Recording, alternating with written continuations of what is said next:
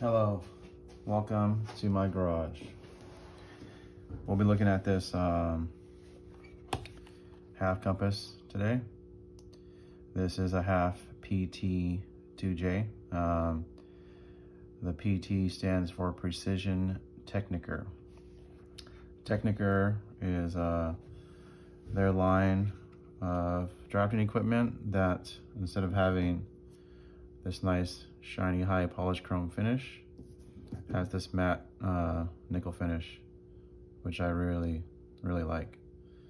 I just like the look of it. I've always kind of liked a matte finish on something like this, or on wood, for example, on a guitar or furniture, etc. What I like about it is, besides the looks of it, is just that you can handle this thing all day long and doesn't leave fingerprints like the chrome does. Of course, the chrome's shiny, you know, so it's a trade-off. But anyways, that's the series. I've seen quite a few other sets for sale that just have the T Techniker, not the P in front of that. I think, this is just my opinion, I'm not an expert, I think the PT means this one is Precision Techniker, which I think it's just a little bit fancier than the plain Techniker, which is not a bad set, still excellent quality. That's just my opinion. So what do we have here? This is another beautiful Quickset compass with this little wing mechanism here. This is spring loaded, so you pull this down and the thing opens up based on the tension of this bowstring here. You have your micro adjust. By the way, that feels super smooth. This is really just a great design. You have this nice big wheel here. It's really easy to index with your finger and really easy to get, you can just make tiny increments with that. Here, I'll give you a look up close. There's the engraving on there. You can see this little wing piece here is stainless steel. And of course, this bowstring stainless steel. And we've got joint on one side. The other side is just a straight leg with no joint. So that moves like that. You can see the brass in there when you move it. Again, that feels really smooth and nice. And you've got your detachable lead holder on this side and your nice shoulder needle on that side. This is a smaller set. Obviously, it just has the compass and the extension here and a rolling pin attachment. They give you this kind of a cheesy little plastic handle to work with. You can put the rolling pin attachment in there and use it like that. One thing I want to point out is that this version of this compass is different from this version in the sense that if you look at it and pay attention, you'll see the thumb wheel here. In this version, the Haff one is on the side of the lead, and in this one, the thumb wheel is on the side of the needle.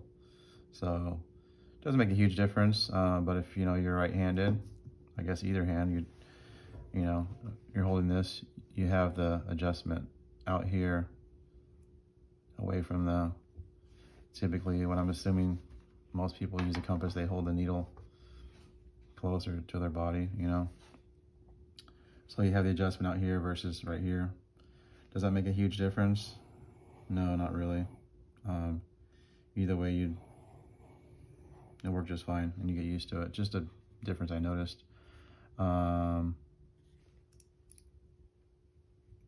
And of course, with this style compass, with the angle of the teeth here, it allows you to simply ratchet this thing closed like that. It gives you that wonderful clicking sound.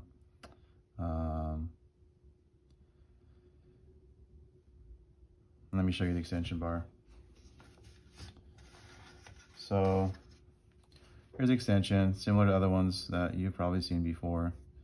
Has the 90-degree angle here.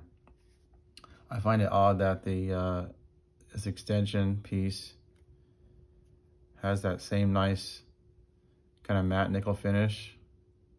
You can see the West Germany engraved there. And then for some reason, this piece is kind of like chromy looking. Doesn't seem to fit. Whatever. Let's see what range we can get. I'm gonna try to make this video quicker, I promise. Then again, I don't really have a plan when I do these things. So that moves out there, and then your lead holder, of course, goes in here. And that is a very nice, tight, snug fit. And then you have your, you know, compass like that. And this can, of course, go out, you know, larger and larger. At some point, your angles will be kind of wonky. If you go out too far, at some point, this would actually hit the paper. But you could still even do it like that, you know. And if you're curious what that distance is, I'll tell you. 8 inches, 8.5 inches you can get with this. Pretty decent size radius for not being a beam compass. And now, there's one other feature I want to show you. Let me just assemble this. That is very tight. Again, you've got the joint on this leg, not on the needle. I almost wish they would have put it on the needle side because, you know, with the pencil lead, you can see the angle of the leads like that. Typically, you sharpen the lead like that. So this could actually, you know, the angle of this could go up pretty far, and your lead would still hit the paper at an acceptable angle. I almost prefer that they would make the needle side, you know, be jointed so you can keep the needle straight, but whatever. Still a great compass. So, let me show you something curious. There's a spares tube. You got one needle, some leads, and then this curious piece here. Sorry, that's kind of in the shadow there. I wasn't sure what this was at first, but it is a little cutter. So this can go in place of the lead. And at first I thought this might be simply a little implement that would kind of like score the paper, almost, well, not score, but almost like just indent and kind of like emboss the paper. And I thought, oh, that'd be sick, because you could just like, instead of using lead, you could just kind of like, if you had the right type of paper, you could just kind of almost emboss or score the paper, you know, for all your geometric needs. And then you could go back with a pricker and you could basically almost make a drawing without any markings on the paper other than, you know, indentations. But this is not for that. It's actually a cutter. So I'll try to show you here an example. And I'm not sure. Oh, that's odd. I must have been putting some pressure on that because it kicked back there. But and I'm gonna have to get this in all the way, actually. Sorry, this is taking forever. Something like that. And this is kind of thick paper, but I'll do it on here anyways.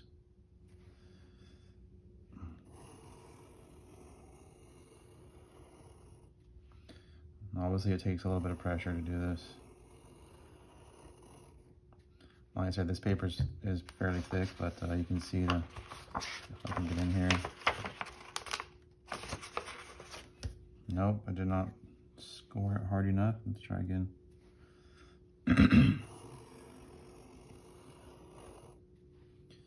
Now it's starting to cut all the way through, I think. Again, I'm not sure really, there you go. Not sure really what I guess you could cut circles out and make polka dots. I don't know. Kind of cool though. I've never seen that before. And of course you have this rolling pin attachment over here. Sorry, I'm probably going off screen. Just your standard, you know, little thing. Nothing fancy. Sure, it works okay. And I like this case. I like the I like the nice kind of royal blue velvet color. Just a standard case, you know.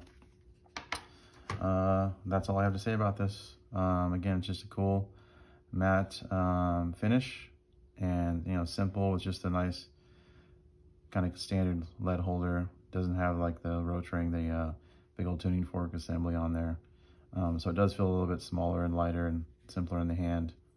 A little more classic in one sense. Haff PT, compass, quickset, wing set, whatever you want to call it. Thanks for watching.